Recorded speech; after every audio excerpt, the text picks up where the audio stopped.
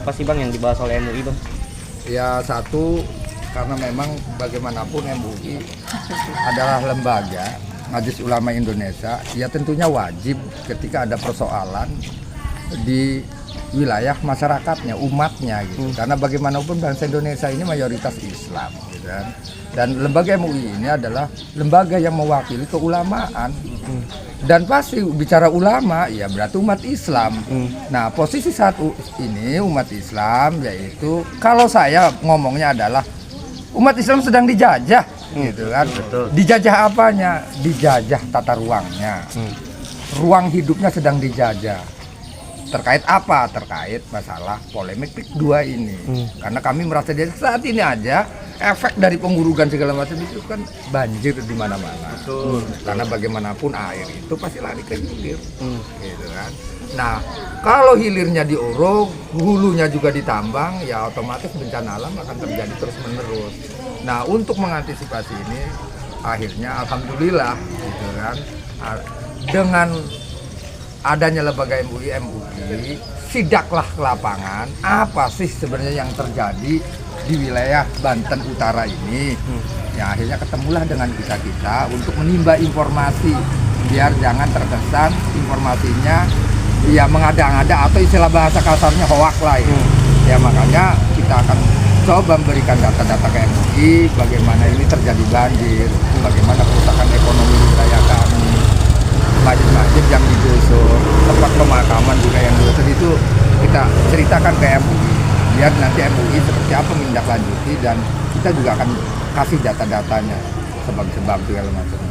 Pak, pertama terkait dengan banjir, mungkin bisa disampaikan Pak wilayah mana saja yang sekitaran PIK yang memang banjir, yang pertama. Yang kedua adalah terkait dengan harapan tindak lanjut dari perjuangan ini seperti apa Pak pada MUI? Lah ya sebenarnya mah kan saya sih berharapnya bukan hanya MUI, tapi ini kan bicara negara gitu kan. Karena persoalannya saya harus percaya ke lembaga mana, kita sebagai masyarakat kecil gitu kan. Ya bingung. Ya yang saya tahu, saya umat Islam ya saya harus ngomong dengan MUI yang mewakili keumatan gitu kan.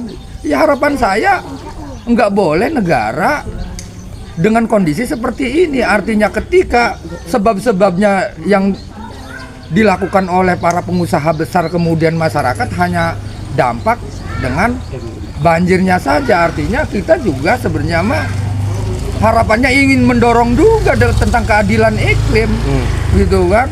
Iklim dengan posisi seperti ini banjir di mana-mana, hampir seluruh Tangerang dari mulai Dadap sampai Tenara banjir, bahkan sampai ke Semen, bahkan sampai ke Sultanan Banten sana banjir.